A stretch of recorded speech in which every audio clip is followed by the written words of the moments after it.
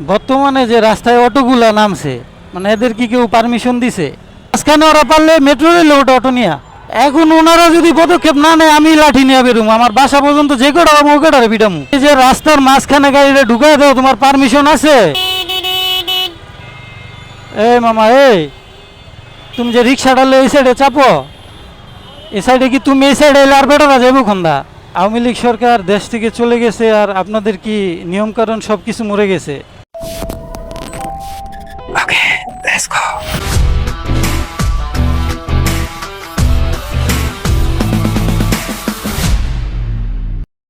আসসালামু আলাইকুম।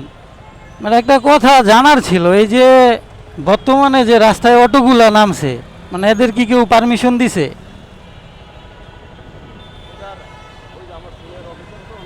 মানে ঢাকা শহরের একটা মহাসড়ক, এইখানে দেখি যে এই সাইড থেকে শুরু করে ওই সাইড মাঝখানে ওরা পারলে মেট্রো রেলে ওটা অটো নিয়া। আমরা 10 মিনিটের রাস্তায় 1 ঘন্টাও যেতে পারি না। এগো যে এই পারমিশনটা দিল কে, এটাই বুঝতেছি না। কোনো ডাইন নাই বাম নাই, মানে কি বলবো, মানে দেশটা পুরো নিয়মের মধ্যে চলে গেছে।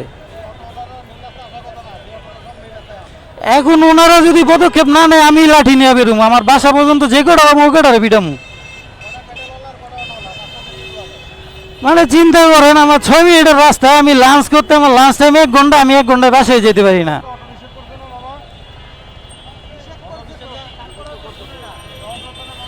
আপনারা দুই একটা আটকা আন, দুই একটার হাওয়া ছেড়ে দেন, তাহলে না ঠিক হইব। এই চিন্তা করেন, এই যে প্রাইভেট কারগুলো ভয় আগায় না, এই যে অটো জটলা বাঁচায় রাখে, যেখানে ব্যাটারি চালিত গাড়ির কোনো পারমিশনই নাই, মানে মেন রোডে আসার।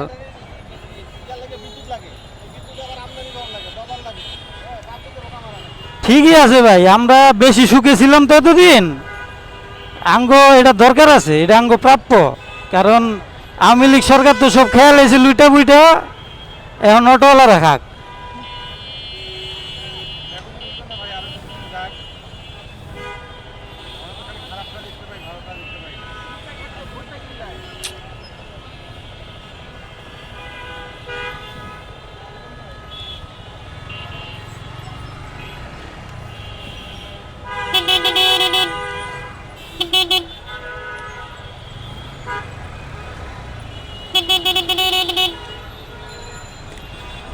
কি বলবো ভাই, আসলে দুঃখিত, হঠাৎ করেই মেজাজ আউট অফ কন্ট্রোল হয়ে গেছিল। এই গরমের মধ্যে চিন্তা করেন, দুপুর কয়টা বাজে, মাত্র দুপুর 2টার কাছাকাছি সময়। এই সাধারণত 3 কিলোমিটার রাস্তা হাইটা গেলেও এর আগে যাওয়া যায়, এই 3 কিলোমিটার রাস্তা যাওয়ার জন্য আমাদের ঘন্টার পর ঘন্টা চলে যাচ্ছে। কি করব?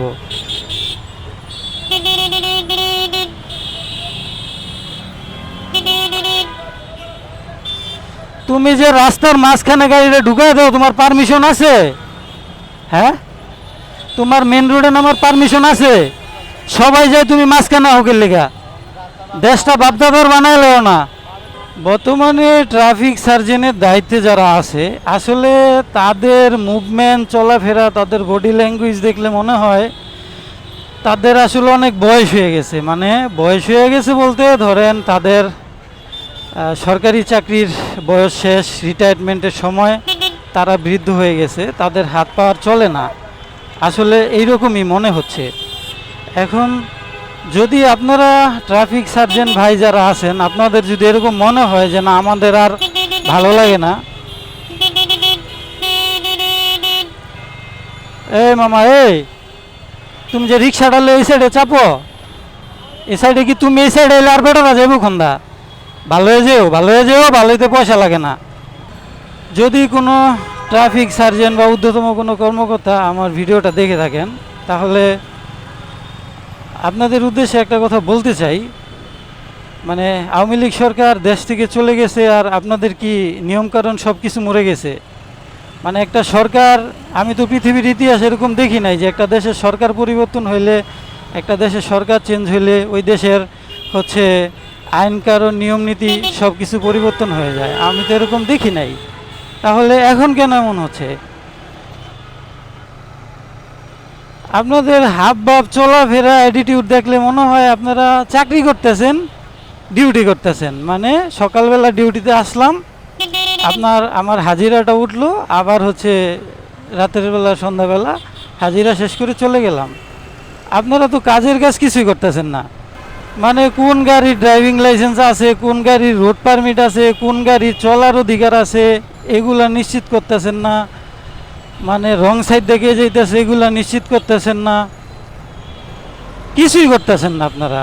প্রতিটা সিগন্যালের মধ্যে হচ্ছে 20-30 মিনিট করে সময় লাগতেছে, যেখানে সারা বছর ব্যাপী আমি হচ্ছে বাসা থেকে 4 বার প্রতিদিন যাই। মিরপুর 10 নম্বর যে সিগন্যালটা আছে, এই সিগন্যালে সর্বোচ্চ আমার 2-3 মিনিট সময় লাগে সিগন্যালটা ক্রস করতে। 20 মিনিট দাঁড়ায় থাকার পরও এই সিগন্যালটাতে হচ্ছে আমরা সমাধান পাই না, দাঁড়িয়েই থাকা লাগে।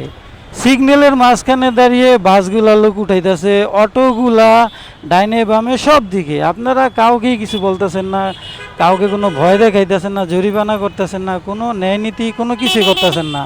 তো এখন এভাবে চলতে থাকলে কেমনে হবে? এই যে নর্মালি দেখুন, আমি একটা ট্রাফিক আইন ভঙ্গ করলাম। কেন ভঙ্গ করলাম? কারণ আমার বাসা এই পাশে, আর এই পাশে ট্রাফিক আইন ভঙ্গ করার কারণ হচ্ছে আমার বাসা থেকে জলবি একটু দূরে একটা ইউটার্ন আছে, ওই ইউটার্নটা হচ্ছে আটকানো। এখন ওই ইউটার্ন আটকানোর কারণে আমার হচ্ছে আমার বাসা থেকে মিনিমাম আরও 3-4 কিলোমিটার দূর থেকে ঘুরে তারপরে আবার আমার বাসায় আসতে হবে। তো যেখানে আমি 3-4 কিলোমিটার বাইক চালিয়ে আইসেই আমার হচ্ছে সময় লেগে গেল প্রায় আধা ঘন্টা 40 মিনিট। তাহলে আমি যদি এই আধা ঘন্টা 40 মিনিটের মধ্যে যদি আমি ওই সময়ের আশায় থাকি, তাহলে আমি অফিসে যাবো কোন সময় আর অফিস থেকে আসবো কোন সময়? তো ট্রাফিক সার্জেন্ট ভাইদের দৃষ্টি আকর্ষণ করতেছি, আপনারা দয়া করে আপনাদের ডিউটিগুলো ঠিকমতো পালন করুন। যারা ট্রাফিক আইন ভঙ্গ করে তাদেরকে শাস্তি দিন, জরিমানা করুন। যাদের রাস্তায় নামার নিয়ম নাই তাদেরকে রাস্তায় নামতে দিয়েন না, এগুলা করেন। নাইলে আপনারা থাইকে আমাদের কি লাভ? যখন বৈষম্য বিরোধী ছাত্র আন্দোলন দেশ থেকে সরকার পতন করলো, তারপরে তো ছাত্ররা তো 7-8 দিন 10 দিন তারা তো রাস্তায় পরিচালনা করছে। রাস্তাতে আর কিছু হয়েছে আর না হয়েছে, একটা জিনিস দেখছি, সেটা হলো যে কোনো অনিয়ম হয় নাই। রাস্তার মধ্যে যখন সাধারণ ছাত্ররা ট্রাফিকের দায়িত্ব পালন করছে, তখন কোনো অনিয়ম হয় নাই। তো যাই হোক, ভিডিওটা আর বাড়াবো না। যারা আমার ভিডিওটা এতক্ষণ মনোযোগ সহকারে দেখছেন, সবাইকে অসংখ্য ধন্যবাদ। দেখা হবে নতুন কোনো টপিকে, নতুন কোনো ভিডিওতে। সবাই অনেক বেশি ভালো থাকবেন। আসসালামু আলাইকুম।